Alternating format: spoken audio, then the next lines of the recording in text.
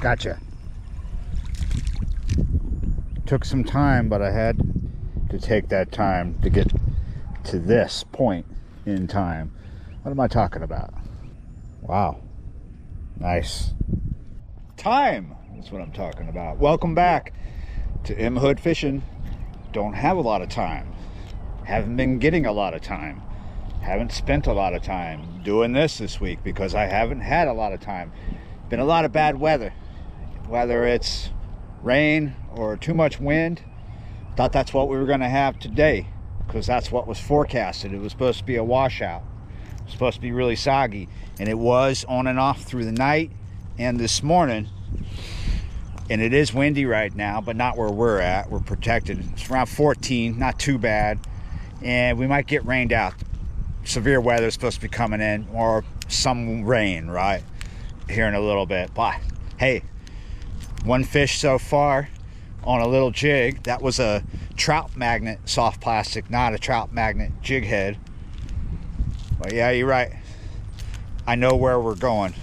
We're coming this way to get the stuff, and we're going back over there because that's where they are. And we're back.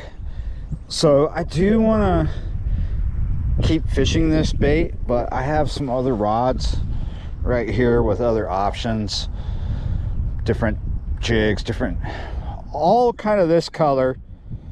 I have one hair jig here that's all chartreuse, and then your typical avocado chartreuse jigging tube. This is a 164 ounce jig head. And worms, we got worms if need be. Tomorrow's supposed to be a really good day weather-wise. We'll see. Hopefully it turns out to be that. So we're going to keep fish for bait. I just went ahead and did catch and release on the first one. It's all good.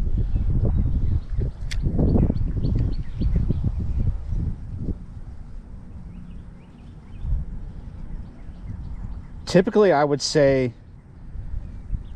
at this spot and spots like it right now down here in southeast Louisiana, fishing a straight jig without bringing too much snodgrass back is all about how light you choose to go. And you're still going to bring some back, but if we were using a 1/16 ounce jig head, because this water is so shallow and it's so vegetated right now, we probably wouldn't be catching a lot of fish. We'd be catching a lot more snodgrass or whatever else is growing submerged vegetation wise. Oh, I didn't get it all. Works best if we get it off the bait. So one more time, throw out there. There's always that possibility right now, given the time of year, that we bang into red ears big enough to eat. So that's on the table. And goggle eye as well, but don't usually catch a lot of big goggle eye at this spot. Other places around here better for that, right? Bluegill and red ear is typically what we're going to find. Did we just get lucky with that one bluegill with the jig? That bluegill looked hybridized. Did you see the black spots on it? It may have been something other than a form of hybridization. Whoa. Whoa. Were we in a pocket of them right there? It was like repeated hit right as soon as it hit the water too. Let's repeat that. Let's see if they're still there. It's either a bunch of fish or one that was doing that. There we go. Ah, hits again, but no pickups. There we go. Oh. Usually they're thicker over that way. It's amazing they're thick right here, right in front of me, which is cool. I'm happy about that. Easier to do this cast.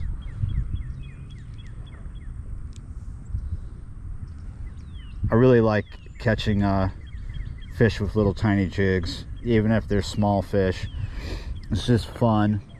Of course, if I was fishing the worm, we'd probably have countless catches in the bag by now. We'd have it done. But that's fishing, and this is angling.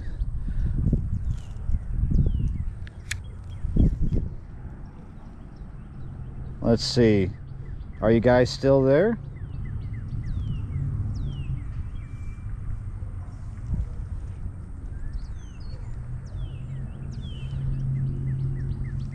Maybe they know what's up. Maybe I am excited all of a sudden, therefore fishing too fast. Could be that we all just need to calm down.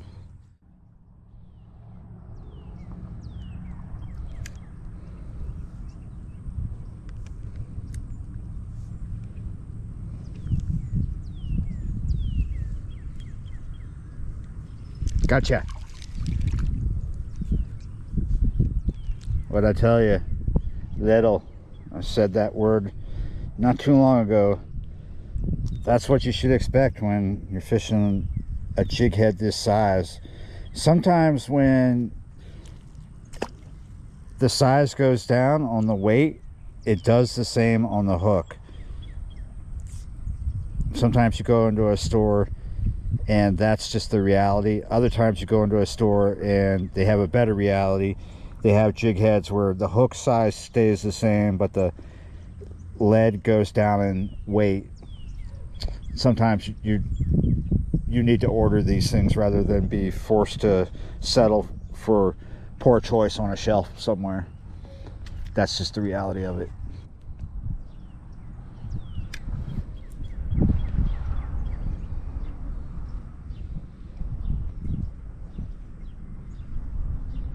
Is a third fish a reality? Might not be on this cast. Another reality that we have to face as anglers, as fishermen, is the fact that there is no universal size when it comes to hooks across companies. They all size things differently. So I'm not going to try to tell you what size that is. It might be, I think it's smaller than a size 6 Aberdeen, but the one university is how much weight it is, right? It's a 164 ounce jig head. Of course, if it was a bigger hook, it would be a much smaller jig head, but still achieve maybe the same weight. It gets confusing after a while. You look at it, you purchase it, you fish it, and you figure out if it's working for you, and you stick with it. It's basically choose the company you like best and try to keep them represented across your box so all sizes are uniformic in that manner, because you're sticking to one company or a few that are comparable to each other, right? Otherwise it gets real confusing. So let's change the tactic a little bit, but keep with the same bait. I'm just getting tired really of taking snodgrass off it. I'm pretty sure that I'll continue catching fish with this jig head whether I put it under a cork or not. But if we put it under a cork right now, we might have less problems with snodgrass, and we're going to go really low. Typically with this kind of cork right here, I don't like to have this shallow of a depth, because with this cork, it's a jigging cork, right? When you pop it, it's going to pull it up. So we just have to be mindful of that. We don't want it to fly out of we don't want the jig head to fly above the surface of the water so much. We do want it to come up, but we don't want it to come up with such a ferocity, right? So we have to fish it slow, which is fine because of what we're targeting, but we need that shallow depth because we're fishing very shallow water, and we want to keep the jig head above the snodgrass.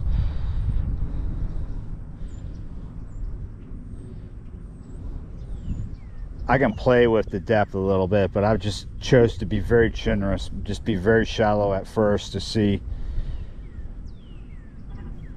how we play out. Because the depths right here in front of me are different. It's not one depth. There's different things going on. There's mounds and ridges of sediment and snodgrass. So there's bits in front of me that are shallow and bits that are deeper.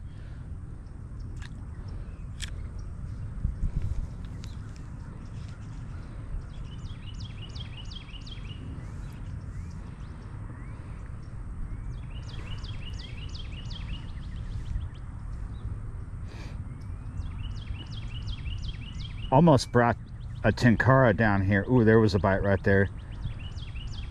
I really wanted to bring the tenkara, but I decided that 14 miles per hour wind with a possibility of gusting up over that, I decided I didn't want to do the fly. Kind of wishing I would have just brought it anyway, whether I used it or not. It is a bit gusty for that though. I think they're starting to pump. There's slight current going towards the pumping stations.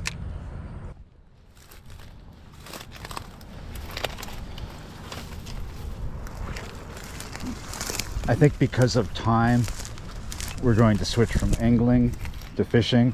Really, they're both the same thing, but one could always look at them as two different things because they are two different words, right? If you wanted to split the two words to mean different things but within the same realm, right? I guess maybe it's about purpose. Some may say that if you're fishing live bait, you're not angling. Others would disagree with you. I think it's a matter of purpose. When you're angling, the purpose is to catch the fish in your chosen manner, right? And catch a specific fish, specific size, specific weight, or just by species. And you're probably going to let it go. So when you're fishing, it could be the same as when you're angling, but for other people, when they're fishing, the purpose is to put food on the table, and that separates it from angling. Now, you could be doing both at the same time, right? So at this moment in time, I've changed the purpose. I'm not trying to catch fish on little jigs. I'm just trying to get a few fish in the tote for bait because I think we're running out of time as far as the weather goes.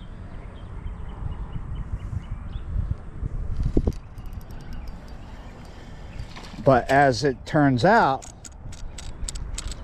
switching to that method of the live worm produces a much bigger fish in a different species, which is going to happen with this species.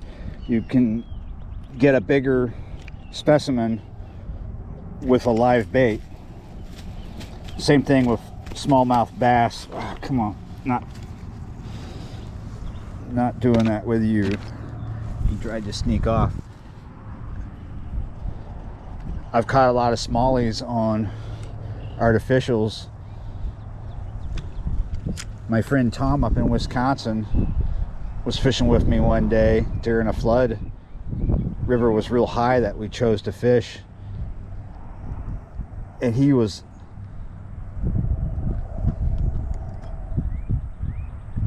fishing weightless, free lining night crawlers. Ooh, catching the biggest smallmouth bass he's ever caught in his life, like huge, right? It's because a lot of times, especially up north, you're gonna catch your bigger smallies on the night crawler. But of course, when you go up north, You catch all kinds of things on night crawler. Down here, when you're fishing night crawler, people may turn their nose up to you thinking, oh, that's not a real bait, because you're just going to catch, because down here maybe you're just going to catch typically small things, right? And channel cat and bullheads. People don't have a lot of faith in catching massive fish with just night crawlers down here, and I'm sure there's people like that up north too. But you go up north, and for whatever reason, it's going to change. All of a sudden, you're going to be catching big sturgeon on a night crawler, massive carp, buffalo, you name it, flatheads as well, walleye, like massive fish on a night crawler. Whereas down here, you throw out a night crawler, like a whole night crawler on a small hook, and it just gets obliterated by all the little perch. And we got us a little perch right here. A lot of people call bluegill perch in the south. I just got him to pee on me. He shot all over me. In some parts of the south, they call them brim. Other parts, maybe copper nose. All right, so we got 2 pieces of bait in there. Ever since this hit the water, it's just been getting hit. It's getting obliterated. It's a size 6 Aberdeen. It's a drop shot rig. Maybe 1/8 ounce teardrop is the weight I'm using today.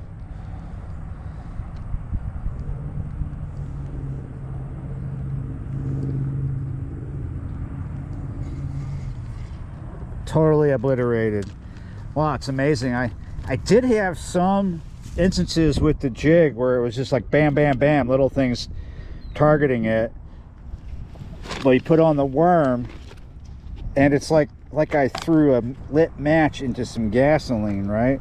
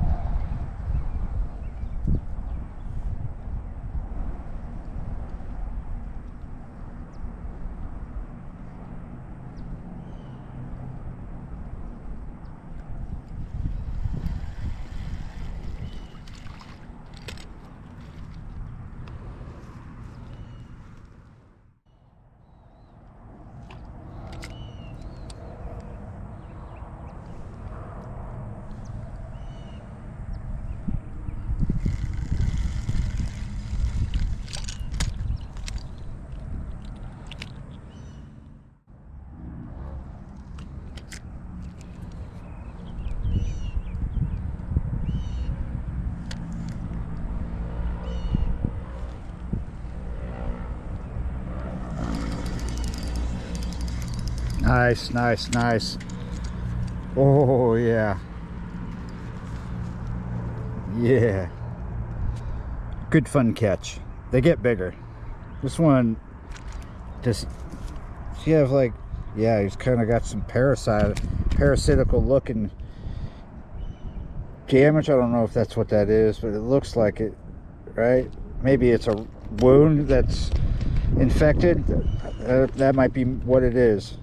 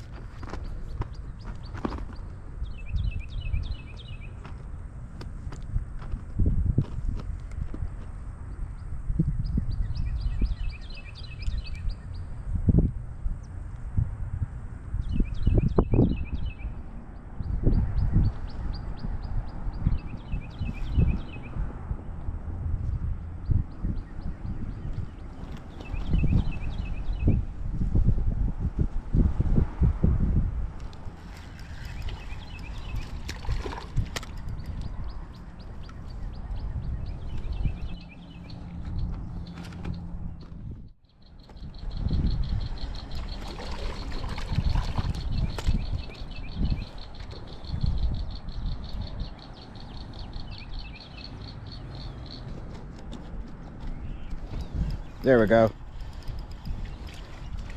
Another nice one. And it's not a cichlid. I think that may have been the first cichlid of the year.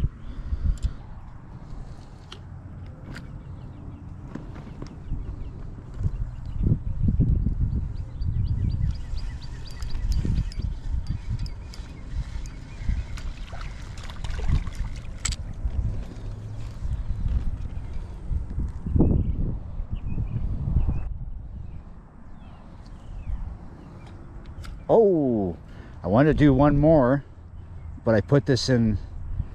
That was a bad cast. Oh, the lead got me in the nuts right there.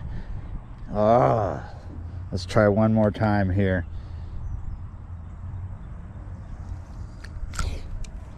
Long time ago, I remember somebody said the difference between angling and fishing is the same thing as the difference between chess and checkers. It's the same board, but a different mindset, all different pieces all together, but the same board. Okay, so I'm not trying to be polarizing here, splitting people, because I consider myself to be both. It's all around the same thing, right? Angler, fisherman. Sometimes I'm fishing with one purpose or another.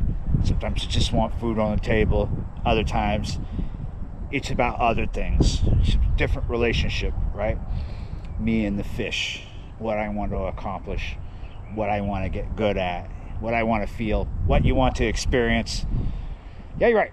It's all the same thing. Sort of not. But anyway, there's a rant on the difference between the two. And because of the weather, we're going to call it right here, right now. Thanks for watching. I'll see you next time.